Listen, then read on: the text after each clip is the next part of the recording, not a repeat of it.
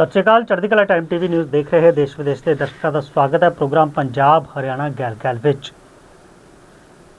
पंजाब दे विच पटाखा फैक्ट्री च धमाका, कित्थे पार्षद नूं गंदे पानी दे विच चलवाया गया, ते ब्लैकआउट ते मॉक ड्रिल नूं लैके फिर जिहड़े ने वो नवे निर्देश आ गए ने।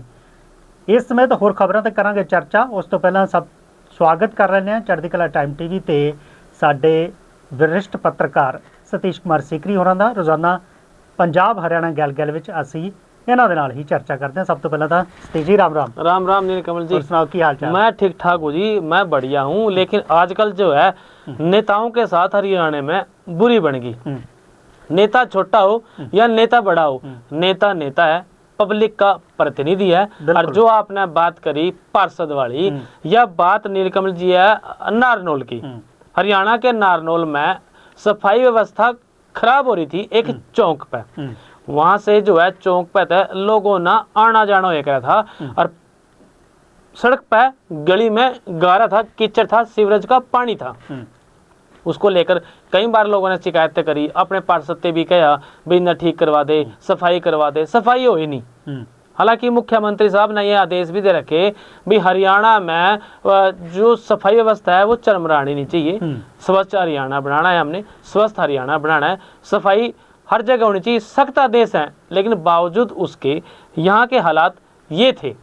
और लोग जो है पार्षद के पास गए, अपनी बात रखी, पार्षद से वो काम होया नहीं।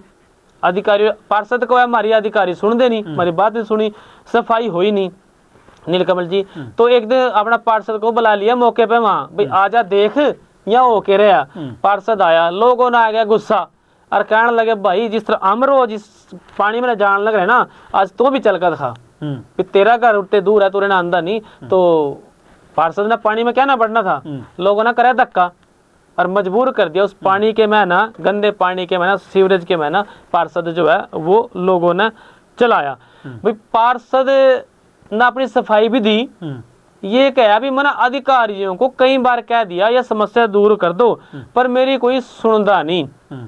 ये हालात हैं हरियाणा के इस नारनौल में भी, जब कोई सुनदा नहीं। एक बात रुकी भी, मन्ना उरा एक नाला बनवाया पानी की निकासी के वास्ते, नाला कामयाब नहीं होया। इस बात पर बहुत बड़ा सवाल आ गया इंजीनियरिंग पे भी, पैसा भी खर्चा गया और नाला फिर कामयाब नहीं हुआ। इसका मतलब जो नाला बनाया गया है वो कौन सी तकनीक थी नाला बनाया गया, इंजीनियरिंग सही नहीं हुई, उसमें जो है खाना पूर्ति करी गई। भी नाला बन रहा है उसमें पानी जाना चाहिए, पानी जा नहीं रहा, तो देश का, समाज का और हमारे टैक्स का पैसा वहाँ खर्च हो गया, लेकिन स्थिति जो है वो कंट्रोल में हुई नहीं। तो ये बात थी, कांसीराम पार्षद था 26 वार्ड नंबर 26 का नारनौल का, उससे लोग नाराज थे और उन्होंने धक्के तो उस पर पार्षद को चलवाया। अब बात यहाँ ये है भाई, जो सारे के सारे लोग इस तरह से जागरूक हो जाएं और नेताजी ने पकड़ का मौके पर लिया दिखावें, तो फिर नेताजी भी सोचने पे मजबूर हो जाएं, जैसे आज चलने पे मजबूर हो गया। क्योंकि गंदे पानी में कोई नहीं चलना चाहता, मजबूरी सब की हुआ। जिस तरह पब्लिक की मजबूरी थी, इस तरह उस पब्लिक ने नेताजी को मजबूर कर लिया, उस पानी में चलवाया। नारनौल की बात थी। लेकिन नीलकमल जी बात ये है कि सीएम साहब के कहीं ना कहीं ये आदेश सख्त हैं कि सफाई व्यवस्था पर ध्यान रखो। नगर निगमों में, नगर पालिकाओं में सफाई व्यवस्था रहनी चाहिए। लेकिन सीएम साहब हालात खराब हैं, चाहे वो गाँव के हों और चाहे वह शहरों के हों। वो इसलिए है कि जो कचरा के सेंटर बना रखे हैं गांव में, वह सारे के सारे ज्यादातर ताला लग रहा। आज तक कितने गांव ऐसे हैं जिनमें एक बार भी जो कहना उद्घाटन करेगा, उद्घाटन करने वास्ते भी कचरा फेंकन देखा, उसको बनाया साइड को और वहां ताला लगा दिया और बाहर खड़ी बड़ी बड़ी घास। तो इन सब चीजों में सुधार करने की जरूरत है, तभी जो है हरियाणा स्वच्छ होगा और स्वस्थ होगा। बिल्कुल चर्चा का विषय बनी हुई है एक घटना के पार्षद जिन्होंने कम बार बार किया गया, लोगों की परेशानी बेशक समझदा होवे, पर उसनों जरूर कहा कि ये जड़ा हैगा पानी च उन्होंने चलवाया गया कि परेशानी जड़ी आपां झलदे आ, तुहानूं भी तां पता लगे कि आखिर लोग जड़े ने वो किस तरीके दे नाल इस गंदे पानी चों लंघदे ने। क्योंकि जदों गंदा पानी खड़ा हुंदा स्थिति च बहुत सारियां चीज़ां दा डर रहिंदा है, गर्मियां ਦਾ ਮੌਸਮ है, मक्खी मच्छर या होर बीमारियां कई महीने से बनी रहंदियां ने। कई महीने से पानी खड़ा है इस पर। यो जमालपुर सैन चौक महावीर चौक और जोड़ का रास्ता जावा चौराहा है यहाँ, और चौराहे पर बहुत सारे लोगों का आना जाना और निकलना गुजरना हुआ है। तब ये वहाँ समस्या थी, लोगों में गुस्सा आ गया। ਬਿਲਕੁਲ ਬਿਲਕੁਲ ਲੋਕਾਂ ਦੇ ਵਿੱਚ ਗੁੱਸਾ ਆ ਗਿਆ। ਤਾਂ ਸਤੀਸ਼ ਜੀ, ਜਿਵੇਂ ਮੈਂ ਜ਼ਿਕਰ ਪਹਿਲਾਂ ਕੀਤਾ ਸੀ ਕਿ ਪੰਜਾਬ ਦੇ ਵਿੱਚ ਜਿਹੜੀਆਂ ਨੇ ਉਹ ਨਾਜਾਇਜ਼ ਜਿਹੜੀਆਂ ਪਟਾਖਿਆਂ ਦੀਆਂ ਫੈਕਟਰੀਆਂ ਨੇ। हाँ, बहुत बड़ी आज घटना नीलकमल जी पंजाब में हुई। हम इसका दुख प्रकट करें, और उसमें मेरे ख्याल में 4 लोग मर भी गए हैं। भगवान करे उनकी आत्मा को शांति मिले, और जो इसमें घायल हैं वो जल्दी स्वस्थ हों। तो जी, ਮੁਕਤਸਰ ਦਾ ਪਿੰਡ ਹੈਗਾ ਸਿੰਘੇਵਾਲ, ਉੱਥੇ ਜਿਹੜੀ ਹੈ ਇਹ ਨਾਜਾਇਜ਼ ਫੈਕਟਰੀ ਜਿਹੜੀ ਹੈਗੀ ਹੈ ਉਹ ਚੱਲ ਰਹੀ ਸੀਗੀ ਪਟਾਖਿਆਂ ਦੀ। 2 ਬਿਲਡਿੰਗਾਂ ਇਮਾਰਤ ਦੱਸੀ ਜਾਂਦੀ ਹੈ, ਇੱਕ ਦੇ ਵਿੱਚ ਤਾਂ ਪਟਾਕੇ ਤਿਆਰ ਕੀਤੇ ਜਾਂਦੇ ਸੀ, ਦੂਸਰੇ ਦੇ ਵਿੱਚ ਉਸ ਦੀ ਪੈਕਿੰਗ ਕੀਤੀ ਜਾਂਦੀ ਸੀ। ਤਾਂ ਕਹਿੰਦੇ ਕਿ ਰਾਤ ਨੂੰ ਜਿਹੜਾ ਇਹ ਕੰਮ ਚੱਲ ਰਿਹਾ ਸੀ, ਪਰ ਅਚਾਨਕ ਜਿਹੜੀ ਹੈਗੀ ਉਹ ਪਟਾਕਿਆਂ ਦੇ ਵਿੱਚ ਅੱਗ ਲੱਗਦੀ ਹੈ, ਜਿਸ ਦੇ ਨਾਲ ਜ਼ੋਰਦਾਰ ਧਮਾਕਾ ਹੋ ਗਿਆ। 40 ਦੇ ਕਰੀਬ ਇੱਥੇ ਕਹਿੰਦੇ ਮਜ਼ਦੂਰ ਕੰਮ ਕਰਦੇ ਸੀਗੇ। ਉਹਨਾਂ ਦੇ ਵਿੱਚੋਂ ਜਿਹੜੇ ਨੇ ਫਿਲਹਾਲ ਹੁਣ ਜਿਹੜੀ ਮੇਰੇ ਕੋਲ ਜਾਣਕਾਰੀ ਹੈ ਕਿ 5 ਲੋਕਾਂ ਦੀ ਜਿਹੜੀ ਹੈਗੀ ਹੈ ਉਹ ਮੌਤ ਹੋ ਗਈ ਹੈ, 33 ਲੋਕਾਂ ਨੂੰ ਉਹਦੇ ਵਿੱਚੋਂ ਕੱਢਿਆ ਗਿਆ। ਹਾਲਾਂਕਿ ਇਹਨਾਂ ਨੂੰ ਜਿਹੜਾ ਹੈਗਾ ਫਿਰ ਇਲਾਜ ਦੇ ਲਈ ਹਸਪਤਾਲਾਂ ਦੇ ਵਿੱਚ ਦਾਖਲ ਕਰਵਾਇਆ ਗਿਆ। ਰਾਤ 1:30 ਵਜੇ ਦੇ ਕਰੀਬ ਜਿਹੜੀ ਹੈ ਉਹ ਸਾਰੀ ਘਟਨਾ ਹੋਈ ਹੈ। ਸਤੀਸ਼ ਜੀ, ਜਿਹੜੀਆਂ ਨਾਜਾਇਜ਼ ਪਟਾਖਾ ਫੈਕਟਰੀਆਂ ਨੇ ਜਾਂ ਫਿਰ ਸਟੋਰ ਹੈਗੇ ਨੇ ਜਿਨ੍ਹਾਂ ਨੂੰ ਪਰਮਿਸ਼ਨ ਹੀ ਨਹੀਂ ਹੈਗੀ, ਇਸ ਨੂੰ ਲੈ ਕੇ ਬੜੀ ਵੱਡੀ ਜਿਹੜੀ ਆ ਉਹ ਚਰਚਾ ਹੁੰਦੀ ਹੈ। नीलकमल जी, प्रशासन की रजामंदी के बिना कुछ नहीं होता। ऐसी बात जो है समाज में लोग कम है, वो नुको है भी पुलिस वाले ने अपने एरिया का पता नहीं होता। उन्हें ढाबे का पता हुआ कहाँ ढाबा खुल रहा, उन्हें होटल का पता हुआ कहाँ होटल खुल रहा, उन्हें पता हुआ कहाँ शराब बिकने लग रही, कहाँ क्या चीज बिकने लगी। जब कभी पकड़ने का प्रेशर उधर देसी पकड़ लें। लेकिन जब ये इस तरह की फैक्ट्रियां चल रही हैं, फैक्ट्री का नाम ही बड़ा है, जहाँ 5, 7, 10, 20 लोग काम करते हो, जहाँ 10, 20 लोगों का आना जाना हो, आसपास के पड़ोस से भी बता देंगे भाई यहाँ ये हो रहा, तो क्या पुलिस ने पता नहीं होता? बिल्कुल पता हुआ। लेकिन ये है कि ये तो हम कई बार कह कर भी सरकारी काम है, ऐसे एक सुई के धागे में हथी निकल जाए, जब फंसा धागा फंसा, अब ये धागा फंस गया, घटना होगी तो बात चर्चा में आएगी, घटना नहीं होती तो पता नहीं कब तक ये काम चलता। ये जो है कहीं ना कहीं प्रशासन की इसमें बड़ी लापरवाही है, क्योंकि ना लाइसेंस है ना कुछ है, और काम होने लग रहा तो नेगलिजेंसी तो है। बिल्कुल, ਜਿਹੜੀ ਕਹੀਏ ਤਾਂ ਇਹਦੇ 'ਚ ਨੈਗਲੀਜੈਂਸੀ ਤਾਂ ਹੈਗੀ ਆ, ਕਿਉਂਕਿ ਅਨੁਮਤੀ ਹੈ ਹੀ ਨਹੀਂ ਸੀ ਇਸ ਫੈਕਟਰੀ ਨੂੰ ਚਲਾਉਣ ਦੀ, ਜਿਹੜੀ ਗੱਲ ਕਹੀ ਜਾਂਦੀ भाई आज ये छोटे पटाखे बना रहा, कल ना कोई बम बनांदा हो फिर क्या करोगे? बड़ा कोई विस्फोटक पदार्थ बना लिया तब क्या करोगे? तो ध्यान रखना तो जरूरी है। ਬਿਲਕੁਲ ਧਿਆਨ ਰੱਖਣਾ ਜ਼ਰੂਰੀ ਹੈ। ਇਹ ਕੋਈ ਪਹਿਲੀ ਘਟਨਾ ਨਹੀਂ ਹੈਗੀ। ਪੰਜਾਬ ਦੇ ਵਿੱਚ 2022 ਦੇ ਵਿੱਚ ਬਟਾਲਾ ਦੇ ਵਿੱਚ ਵੀ ਇਸੇ ਤਰ੍ਹਾਂ ਦੀ ਜਿਹੜੀ ਇਹ ਘਟਨਾ ਹੋਈ ਸੀਗੀ, ਜਿੱਥੇ ਕਿ ਰਿਹਾਇਸ਼ੀ ਇਲਾਕੇ ਦੇ ਵਿੱਚ ਜਿਹੜਾ ਆ ਉਹ ਫੈਕਟਰੀ ਚੱਲ ਰਹੀ ਸੀਗੀ। ਤਾਂ तमाम ਜਦੋਂ ਚੀਜ਼ਾਂ ਜਦੋਂ ਕਹੀਏ ਤਾਂ ਹਾਦਸੇ ਹੋ ਜਾਂਦੇ ਨੇ, ਉਦੋਂ ਉਹਨਾਂ ਦੇ ਉੱਤੇ ਜਿਹੜੀਆਂ ਕਾਰਵਾਈਆਂ ਦੀ ਗੱਲ ਫਿਰ ਸਾਹਮਣੇ ਆਉਂਦੀ ਹੈ। ਬਟਾਲਾ ਹੀ ਨਹੀਂ, ਉੱਥੇ ਕਾਦੀਆਂ ਦੇ ਵਿੱਚ ਵੀ 2-3 ਫੈਕਟਰੀਆਂ ਸੀਗੀਆਂ, ਹੋਰ ਵੀ ਆਸੇ-ਪਾਸੇ ਜਿਹੜੀਆਂ ਪੰਜਾਬ ਦੀਆਂ ਫੈਕਟਰੀਆਂ ਦੇ ਬਾਰੇ ਇਸ ਤਰ੍ਹਾਂ ਦੀਆਂ ਪਟਾਖਿਆਂ ਦੀਆਂ ਜਿਹੜੀਆਂ ਫੈਕਟਰੀਆਂ ਸੀਗੀਆਂ, ਜਿਹੜੀਆਂ ਜਾਇਜ਼ ਜਾਂ ਨਾਜਾਇਜ਼ ਸੀਗੀਆਂ, ਉਹਨਾਂ ਦੀਆਂ ਜਾਂਚ ਵੀ ਕੀਤੀ ਗਈ ਸੀ, ਲੱਭੀਆਂ ਵੀ ਗਈਆਂ ਸੀ, ਫਿਰ ਕਾਰਵਾਈਆਂ ਵੀ ਹੋਈਆਂ ਸੀ। ਪਰ ਇੱਥੇ ਵੀ ਜਿਹੜੀ ਗੱਲ ਹੈਗੀ ਆ ਉਹ ਇਹੀ ਹੈ ਕਿ ਨਾਜਾਇਜ਼ ਤੌਰ ਤੇ ਜਿਹੜਾ ਕੰਮ ਹੋ ਰਿਹਾ ਉਹ ਪ੍ਰਸ਼ਾਸਨ ਦੇ ਨੱਕ ਹੇਠ 40 ਮਜ਼ਦੂਰ ਉੱਥੇ ਕੰਮ ਕਰ ਰਹੇ ਨੇ। ਹੁਣ ਮੰਨ ਲਓ ਇੱਕ ਕਿਸਮ ਨਾਲ ਰੋਜ਼ਗਾਰ ਮਿਲ ਰਿਹਾ, ਪਰ ਬੈਠੇ ਬਾਰੂਦ ਦੇ ਢੇਰ ਦੇ ਉੱਤੇ ਹੀ ਨੇ, ਕਿਉਂਕਿ ਜੇ ਪਰਮਿਸ਼ਨ ਹੋਵੇ ਕਹੀਏ ਪ੍ਰਸ਼ਾਸਨ ਦੀ ਤਾਂ ਬਹੁਤ ਸਾਰੇ ਮੇਜ਼ਰਮੈਂਟ ਲਏ ਜਾਂਦੇ ਨੇ। ਉੱਥੇ ਜਿਹੜੀਆਂ ਹੈਗੀਆਂ ਨੇ कहिए तो आग बुझाने के उपकरण हुए, सुरक्षा की दृष्टि से किस तरह से काम होने लग रहा है, लाइसेंस जब देवा है सरकार तो सारी चीजें देखा, जब नहीं होगा तो फिर लाइसेंस नहीं मिलने का। बिल्कुल नहीं होगा तो लाइसेंस नहीं मिलता। फिर हुण यही गल है कि हुण पूरे मामले की जिहड़ी जांच की जा रही है। ये भी कहा जा रहा है कि घटना तो बाद जिहड़ा हैगा हुण तक जिहड़ा है फैक्ट्री का मालिक उत्थे नहीं पहुंचा सीगा। मजदूर नीलकमल जी मजबूर हुआ है, उसने नहीं देखना लाइसेंस मिल रहा है कि नहीं मिल रहा, उन्होंने देखना तना काम मिलने लग रहा।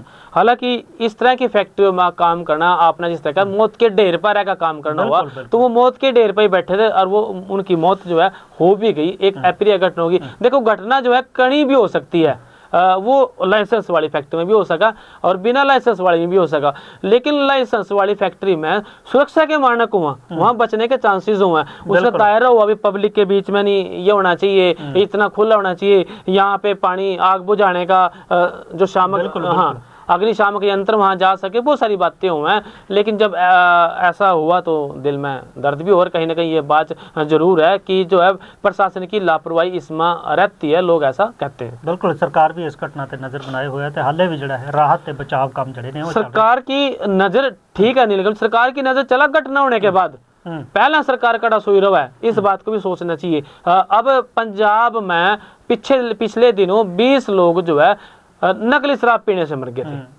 20 से ज्यादा संख्या मेरे ख्याल में उनकी हो गई थी। बाद में सरकार ने पता नहीं लगा, नकली सरकार शराब बिकने लग रही, लोग पीने लग रहे, अड्डे हैं शराब के बिकने लग रही। क्योंकि देखो, एक तरफ तो डायल 112 है, हर 5 मिनट में 10 मिनट में 112 डायल पहुंच जाती है।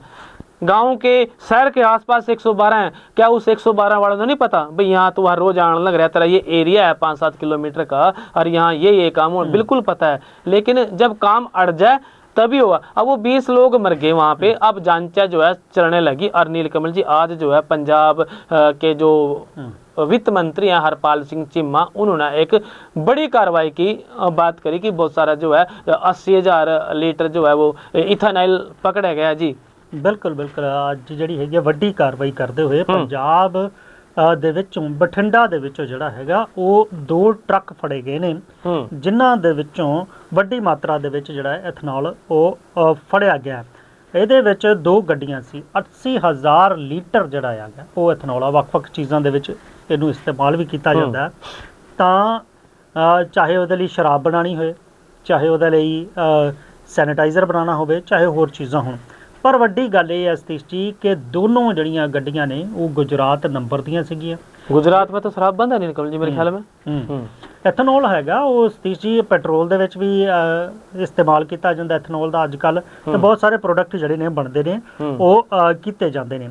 8 घंटे के ऑपरेशन दे विच जिहड़ा हैगा वो ये जिहड़े ने पूरी कार्रवाई की गई, तो 80,000 लीटर जिहड़ा हैगा वो एथनॉल आ वो भरे 2 ट्रक, 40,000 लीटर एक दे विच, 40,000 दूसरे दे विच। उन्हां दा अज सवेरे वित्त मंत्री ते क्योंकि एक्साइज विभाग भी उन्हां कोल है, उन्होंने इहदी जानकारी दित्ती है। उन्होंने दस्सिया कि दोषियों ते केस भी दर्ज कर लिया गया ते फैक्ट्रियां दी जिहड़ी हैगी इलाके दी वो चैकिंग कीती जा रही है कि आखिर किवें सीगा। दस्सिया जा रहा है कि गुरदासपुर ਜ਼ਿਲ੍ਹੇ ਦੀ ਇੱਕ ਜਿਹੜੀ ਡਿਸਟਿਲਰੀ ਹੈਗੀ ਆ ਉੱਥੋਂ ਇਹ ਜਿਹੜੇ ਨੇ ਉਹ ਐਥਨੋਲ ਲੈ ਕੇ ਨਿਕਲੇ ਸੀਗੇ।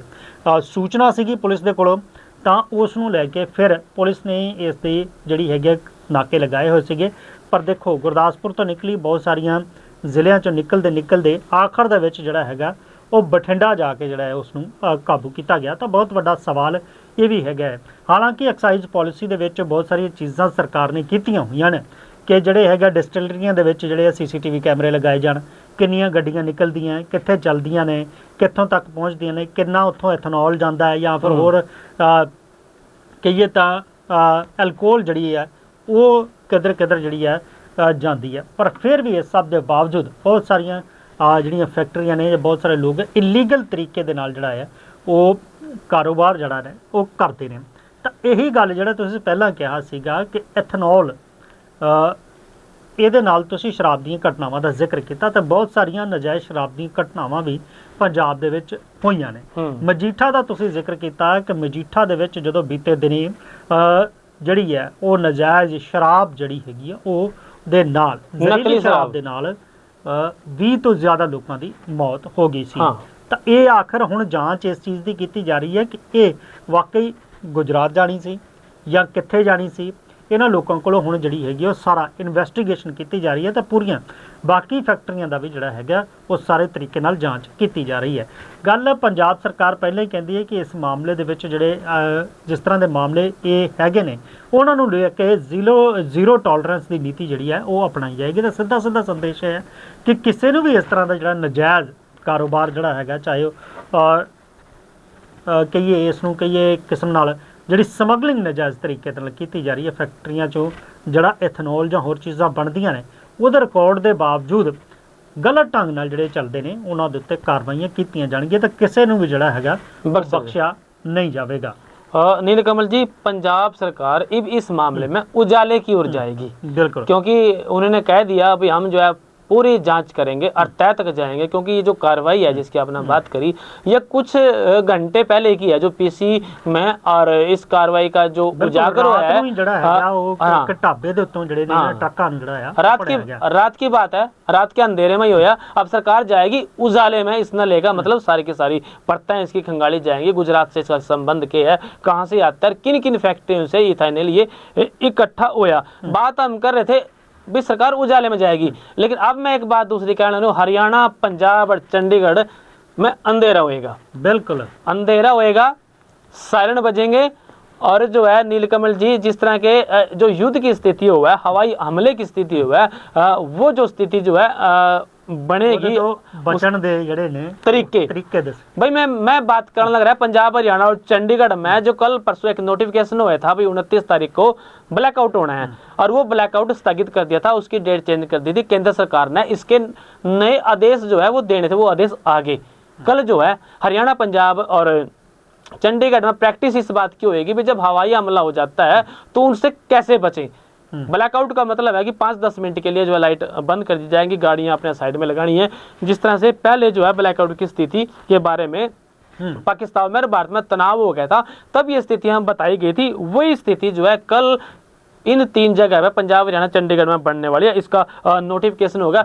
इमरजेंसी सेवाओं को जांचा जाएगा कि हम कितने सक्षम हैं। कोई इमरजेंसी आ गई, किसी को उठा के लेके जाना, किसी बिल्डिंग में मान के चलो आग लगी, इस तरह की परिस्थितियों में हम अपने आप में कितने सक्षम हैं, सारी की सारी प्रैक्टिस जो है कल होएगी। इसलिए जो है हमने कहा है कि कल पंजाब, हरियाणा, इसमें चंडीगढ़ में अंधेरा होएगा, कुछ टाइम के लिए ब्लैकआउट होएगा, मुड़ तो सायरन वजणगे, हवाई हमले का अलर्ट दिता जाएगा, फिर ब्लैकआउट किया जाएगा, तो फिर ਜਿਹੜੀਆਂ ਇਹਨਾਂ परिस्थितियां तो किवें बचना है ਉਹਦੀ ਵੀ ਜਿਹੜੀ ਪ੍ਰੈਕਟਿਸ ਕੀਤੀ ਜਾਏਗੀ। ਕਿਉਂਕਿ ਬਾਅਦ ਦੇ 1971 ਤੋਂ ਬਾਅਦ ਪਹਿਲੀ ਵਾਰੀ ਜਿਹੜਾ ਹੈਗਾ ਉਹ ਪੰਜਾਬ ਜਿਹੜੇ ਭਾਰਤ ਪਾਕਿਸਤਾਨ ਵਿਚਾਲ ਜਿਹੜਾ ਤਣਾਅ ਸੀਗਾ ਉਸ ਤੋਂ ਪਹਿਲਾਂ ਜਿਹੜਾ ਬਲੈਕਆਊਟ ਤੇ ਇਹ ਜਿਹੜੀ ਪ੍ਰੈਕਟਿਸ ਕੀਤੀ ਗਈ ਸੀ, ਤਿਆਰੀਆਂ ਸਿਵਲ ਡਿਫੈਂਸ ਦੀ ਕੀਤੀ ਗਈ ਸੀ, ਇਹ ਤਿਆਰੀਆਂ ਉਸ ਬੇਸ਼ੱਕ ਤਣਾਅ घट गया, बेशक हाले युद्धबंदी ऑपरेशन सिंदूर कहिए तो एक पासे भी कह रहे कि जारी है, जे कोई स्थिति बनी तो हो सकता, पर फिर भी जड़ी है तैयारियां अपने आप नूं जड़ा हैगा वो सरकार ये सुनिश्चित करना चाहती है कि इस तरह की जो स्थिति हुंदी है असीं उहदे लई किन्ने को तैयार हाँ। हाँ, ये तो ऑपरेशन, ये तो शील्ड है, ऑपरेशन शील्ड, ये है ऑपरेशन शील्ड। हाँ, तो जड़ा हैगा वो बचाव करना, इसे करके इसनूं ऑपरेशन शील्ड का नाम दिता गया। चंडीगढ़ की बात करें नीलकमल जी, चंडीगढ़ देर रात एक घटना घट गई। चंडीगढ़ पुलिस का एक कांस्टेबल था जो 43 सेक्टर की अदालत है, उस अदालत में वीआईपी ड्यूटी करे था, और रात को उस कांस्टेबल ने सर्विस रिवॉल्वर से अपने माथे में गोली मार कर आत्महत्या कर ली। उससे पहले स्टेटस लगाया व्हाट्सएप पे उसने, और स्टेटस पर लिख दिया भाई अब जिंदगी जो है वो ठीक नहीं है, मतलब खाली खाली होगी, सुन्नी होगी, जिंदगी से दुखी था। कांस्टेबल मूल रूप से भिवानी का रहने वाला था, 2000 बैच का ये कांस्टेबल है, धनास में रहता था, वीआईपी ड्यूटी में तैनात था, और 9 बजे के आसपास बच्चों के साथ इसने खाना खाया। इसका एक बेटा और इसकी धर्मपत्नी जो है टहलने चली गई, उस दौरान ये अपने घर में रहा, तेज म्यूजिक किया, तेज म्यूजिक के करने के बाद इसने अपने आप को गोली मार ली, स्टेटस लगाएगा। मतलब पुलिस जांच में लग रही कारण, क्योंकि इन्हें लव मैरिज भी कर रखी थी, लव मैरिज करी थी घर वालों से, घर वाले नाराज थे लव मैरिज पर, इनने मैरिज कर ली थी। चंडीगढ़ में रह रहा था पिछले काफी टाइम से, तो अब पुलिस जांच करने लग रही भी ऐसा क्या तनाव था कि इसने सुसाइड कर ली सर्विस रिवॉल्वर से, क्योंकि बहुत सारे तनाव आदमी पे आ जाते हैं। पिछले दिन हमने बात करी थी कि कर्जे के बोझ तले दबकर 7 लोगों ने आत्महत्या कर ली। हालांकि पुलिस उस बात की जांच करने लग रही है अभी किस किस का कितना कर्जा था और कितनी आमदनी थी, लेकिन फिलहाल ये जो आत्महत्या हुई है इसकी भी पुलिस जांच करने लगी, कई अगले से इसकी जांच होगी। बड़ी मंदभागी घटना है, क्योंकि हमारा एक जवान ने जो है सुसाइड कर लिया। आजकल जो है काम के दौरान घर परिवार की बहुत सारी समस्याएं हैं, बहुत जिससे आदमी तनाव में आ जाए, लेकिन हमें इन समस्याओं से उबरना चाहिए। ये जो है दिन रात और समस्याएं सारी जिंदगी साथ साथ चलेगी। बिल्कुल, समस्यावां जड़ियां ने जिंदगी के नाल नाल चलदियां ने, ते हौसला रखना चाहिए।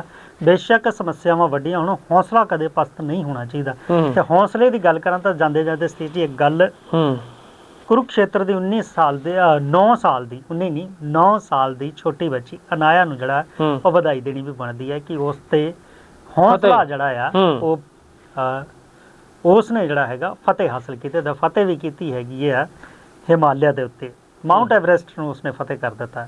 ਤਾਂ ਦੇਖੋ ਹੌਸਲੇ ਦੀ ਮਿਸਾਲ ਇੱਥੇ ਵੀ ਹੈਗੀ ਹੈ। हरियाणा वाले तो नीलकमल जी न्यू ही लठ काटा मैं तो जड़ा जावा और रोटी झंडा काटदा चाहे वो खेल में हो और चाहे भाई वह माउंट एवरेस्ट पे हो और चाहे वो सेना के उसमें युद्ध पे हो। एक जने ना सेना का मेडल भी मिलेगा हरियाणा में उसको भी जो है 10 दिन बाद जब उसने चौंकी पे वो डटा रहा चौंकी उड़ाने की बात हुई उसको मेडल भी मिलेगा।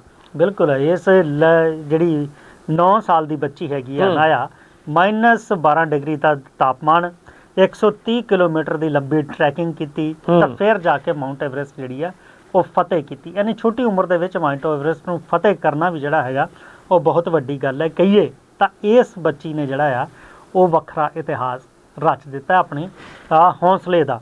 ਤਾਂ ਇਹਨਾਂ ਨੂੰ ਜਿਹੜਾ ਹੈਗਾ ਸੀਐਮ ਨਾਇਬ ਸੈਣੀ ਨੇ ਵੀ ਜਿਹੜਾ ਹੈਗਾ ਚੰਡੀਗੜ੍ਹ ਦੇ ਵਿੱਚ ਸਨਮਾਨਿਤ ਕੀਤਾ। ਤਾਂ ਇਹ ਇੱਕ ਹੌਸਲੇ ਦੀ ਮਿਸਾਲ ਹੈਗੀ ਹੈ। ਕਿਹਾ ਜਾਂਦਾ ਕਿ ਇਹ ਆਪਣੀ ਬੂਆ ਦੀਆਂ ਕਹਾਣੀਆਂ ਆਪਣੀ ਬੂਆ ਕੋਲੇ ਕਹਾਣੀਆਂ ਸੁਣਿਆ ਕਰਦੇ ਸੀ ਉਸ ਦੀ ਜਿਹੜੀ ਹੈਗੀ ਪ੍ਰੇਰਨਾ।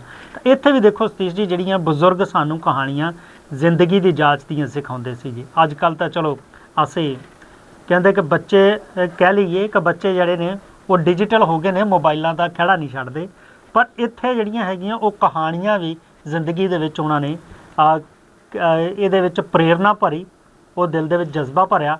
ਤਾਂ 9 ਸਾਲ ਦੀ ਉਮਰ 'ਚ ਮਾਊਂਟ ਐਵਰੈਸਟ ਫਤਿਹ ਕਰਨਾ अपने आप दे विच भी एक हौसले दी वड्डी मिसाल। हरियाणा का तो इतिहास है नीलकमल जी। संतोष यादव, अनीता कुंडू और एक नाम आपने इस बेटी का जोड़ दिया इसमें। बहुत बहुत बधाई। बिल्कुल बहुत बहुत बधाई अनाया नूं साडे वल्लों भी माउंट एवरेस्ट फतेह करन दी। तो फिलहाल प्रोग्राम 'च इस वेले वेला ਇਹ ਤੁਹਾਡੇ ਤੋਂ ਇਜਾਜ਼ਤ ਲੈਣ ਦਾ ਹੋ ਚੱਲਿਆ। ਫਿਰ ਮਿਲਾਂਗੇ ਇਸੇ ਪ੍ਰੋਗਰਾਮ ਦੇ ਵਿੱਚ। ਤਦ ਤੱਕ ਲਈ ਮੈਨੂੰ ਤੇ ਸਤੀਸ਼ ਕੁਮਾਰ ਸੀਕਰੀ ਨੂੰ ਦਿਓ ਇਜਾਜ਼ਤ। ਤੁਸੀਂ ਬਣੇ ਰਹੋ ਚੜ੍ਹਦੀ ਕਲਾ ਟਾਈਮ ਟੀਵੀ ਦੇ ਨਾਲ। ਰਾਮ ਰਾਮ। ਧੰਨਵਾਦ।